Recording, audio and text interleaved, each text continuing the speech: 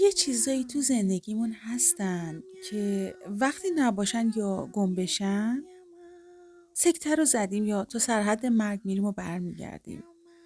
حالا مثل پاسپورت، مثل گوشی تلفنمون، سویچمون یا کارت آبرمون و از همه مهمتر اون پیشی خوشگلمون. کدوم یکیش هست که خیلی برات مهمه و اگر که گمش کنی یا برا ساعتی نباشه در دسترست اون حالت سکته رو زدی یا تا سرحد مرگ میری و برمیگردی؟